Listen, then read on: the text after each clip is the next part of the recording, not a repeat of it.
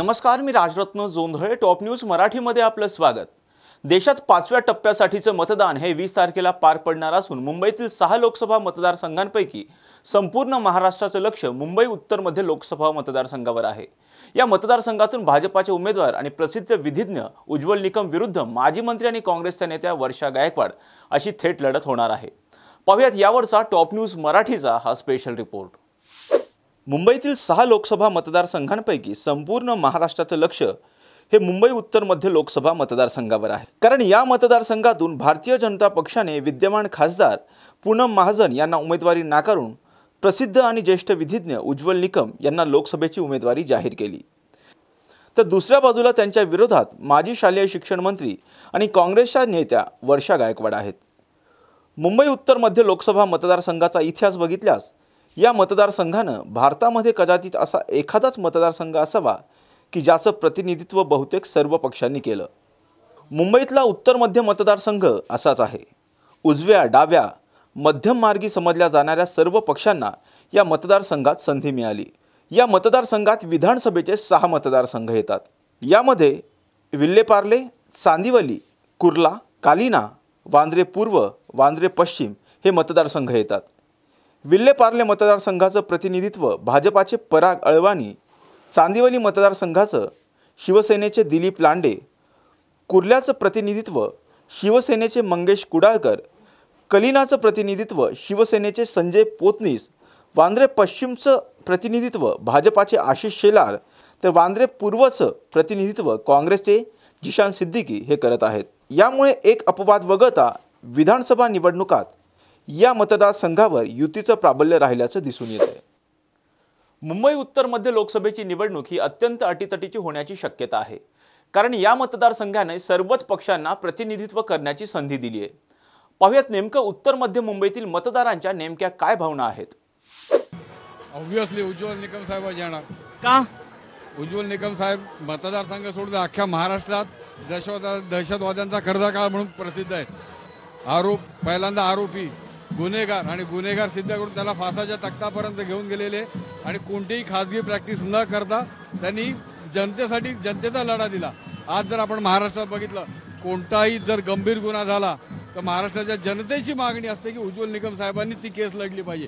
जर सबंध महाराष्ट्रात त्यांची एवढी लोकप्रियता आणि एवढी विश्वासार्हता त्यांच्या वकिलीवर आहे तर त्यांना ऑब्व्हियसली मध्य उत्तर आणि विधिज्ञ होते, आता राजकारणात ते प्रवेश करतात. आता त्यांच्या राजकारणातला प्रवेश हा समजा 10-15 दिवसाचा आहे, ॲट द मोस्ट 20 दिवसापूर्वीचा आहे. पण संबंध महाराष्ट्राला ते 1992 ते 2023 ही 30 वर्ष त्यांना त्यांची महाराष्ट्राला ओळख आहे.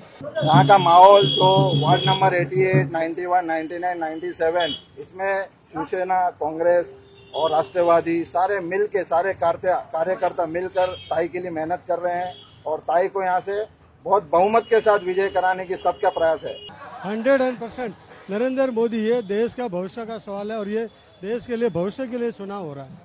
ताई का 4 साल का 4 बार एमएलए रह चुके हैं. ताई को पॉलिसी मेकिंग का एक्सपीरियंस है. जैसे ताई ने अपनी बातें अपने लोगों के सामने रखी हैं तो ताई से हमें पूरी उम्मीद है कि ताई हमारे क्षेत्र में और हमारी बात पार्लियामेंट तक ले जाएंगे और राहुल गांधी तक पहुंचाएंगे. जो कि ये थोड़ा कम्युनिकेशन गैप हो जाता है पब्लिक और राहुल गांधी या बड़े लोगों के बीच में, वो गैप खत्म हो जाएगा और हमारे क्षेत्र में शिवसेना, राष्ट्रवादी, कांग्रेस सब मिलकर उद्धव बाला साहब ठाकरे, शरद पवार जी, राहुल गांधी जी उनके नेतृत्व में इलेक्शन लड़ा जा रहा है और हम पूरी तरह से उनके साथ सहमत है. और 400 क्या 40 भी पार होना मुश्किल है उनका. ये टाइम कांग्रेस विजय हो, महाविकास आघाडीचा विजय हो.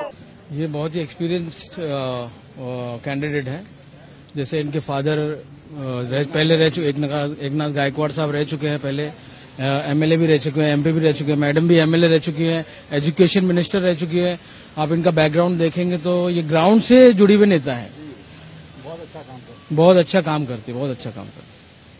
तुम्ही काय सांगाल, कसा प्रतिसाद मिळतोय प्रचार रॅलीला? कसं आहे ना, सर्वात पहिल्यांदा काय आहे की मेलेल्या माणसाला जेव्हा पुन्हा जन्म मिळायचा असतो त्यावेळेला जेव्हा त्याला संजीवनी मिळते तेव्हा त्याला जे पुनर्जन्म मिळतो, तसं आताच्या ज्या मेलेल्या राजकारणाला या वर्षाताईंच्या येण्याने आता एक संजीवनी मिळाली आहे. आणि आता महाविकास आघाडीचे घटक पक्ष काँग्रेस पक्ष, उद्धव बाळासाहेब ठाकरेंचा शिवसेना पक्ष आणि राष्ट्रवादी हे ब्रह्मा विष्णू महेशासारखे एकत्र येऊन त्यांची जी ताकद वाढलेली आहे ना ती आता सर्वांना बघायला मिळते आणि या तिघांच्या ताकदीमुळे म्हणजे आम्हाला असं वाटतं की वर्षाताई या कुठल्याही परिस्थितीत निवडून येणारच आहे. उज्ज्वल जी आहेत ना निकम ते त्यांचं काम खूप चांगलं आहे. भारतीय जनता पार्टीसाठी लोक सगळे हेच बोलतात की भारतीय जनता पार्टी आता जी युती बनलेली त्यांनी निवडून यावं, कारण देशाचं भवितव्य आपल्याकडे जे आहे ते आपल्याला उज्ज्वल करायचं आहे. आपलं भवितव्य देशाचं उज्ज्वल झालं पाहिजे, याच्यासाठी आपण परफेक्ट कॅन्डिडेट दिलेला आहे. इथे जर उत्तर मुंबईमध्ये आपण पाहिलं तर भाजपाकडूनही विजयाचे दावा जो आहे तो केला जातोय. ज्येष्ठ विधिज्ञ उज्ज्वल निकमांना त्यांनी रिंगणामध्ये उतरवलं. नाही, पण कसं आहे माहितीये का, उत्तर मध्य जिल्हा जो आहे इथे हा राष्ट्रवादी काँग्रेस संघटित आहे, पुन्हा उद्धव बाळासाहेब ठाकरे शिवसेना संघटित आहे. इथे राष्ट्रवादीचं पण वर्चस्व आहे. सो आम्ही पूर्ण कॉन्फिडेंटली सांगू शकतो की राष्ट्रवादी काँग्रेस आणि उद्धव बाळासाहेब ठाकरे शिवसेना गट यांच्या एकत्रितपणाने ताईंना खूपच फरक पडणार आहे. तुम्ही स्वतः प्रचार रॅलीमध्ये सहभागी झाला होता, काय वाटतं कसा प्रतिसाद?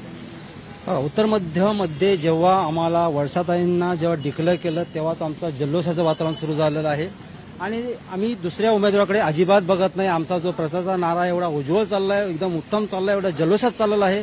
तर वर्षाताईंना जिंकून येणं हे एकदम 100% का 1000% आम्ही त्याच्यावर शिक्कामोर्तब केलं आहे. उत्तर मध्य मुंबईचे महाविकास आघाडीचे उमेदवार वर्षा गायकवाड आणि महायुतीचे उमेदवार ज्येष्ठ विधिज्ञ ॲडव्होकेट उज्ज्वल निकम यांनी काय प्रतिक्रिया दिल्यात पाहूयात.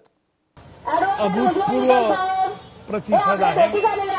लोकांच्या मनात एक उत्सुकता आहे की आतापर्यंत लोकांनी मला चॅनलच्या माध्यमातून, वृत्तपत्राच्या माध्यमातून बघितलेला आहे, परंतु हा पहिला प्रसंग असा आहे की जिथे मी निवडणुकीच्या रिंगणात उतरलो आहे. त्यामुळे लोकांना हे जाणून घ्यायचं आहे की मी काय करणार, राजकारणात का आलो, आणि माझी त्यांना उत्तर झाल्यानंतर त्यांना पूर्ण समाधान. जनता आमच्यासोबत आहे याचाच अर्थ की जनतेने आपलं मत बनवलेलं आहे आणि उत्स्फूर्त असा प्रतिसाद आहे. उत्स्फूर्त अशी ऊर्जेवान आम्हाला एनर्जी या ठिकाणी भेटत आहे. माझ्या वडिलांचं माझं नातं वेगळं आहे, त्यामुळे मला नक्कीच त्यांची आठवण येते आणि हा जिल्हा त्यांनी पूर्वी लढलेला आहे, त्यामुळे त्यांचा मला आशीर्वाद असेल आणि ते माझ्या पाठीशी उभे आहेत. उत्तर मध्य लोकसभा मतदारसंघ हा मुंबईतील महत्त्वाचा मतदारसंघ असून या मतदारसंघामध्ये महाविकास आघाडीकडून वर्षा गायकवाड तर महायुतीकडून ज्येष्ठ विधिज्ञ उज्ज्वल निकम हे लोकसभेच्या रिंगणात आहेत.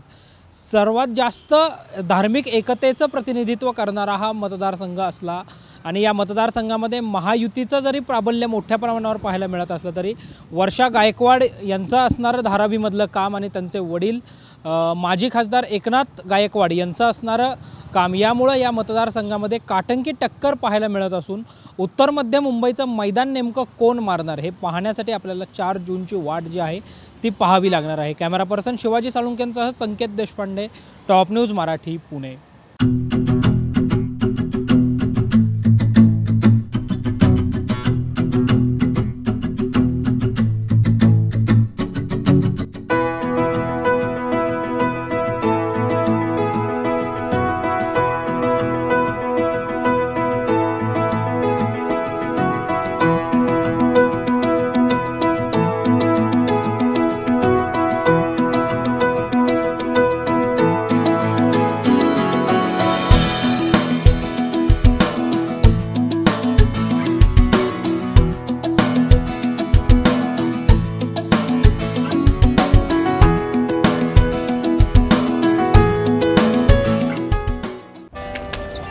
Come on guys, hurry up.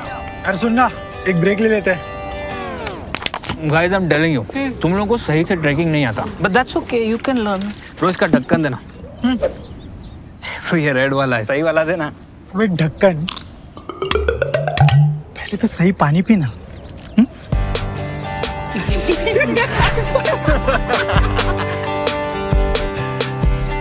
Manikchand Oxyrich, proudly Indian.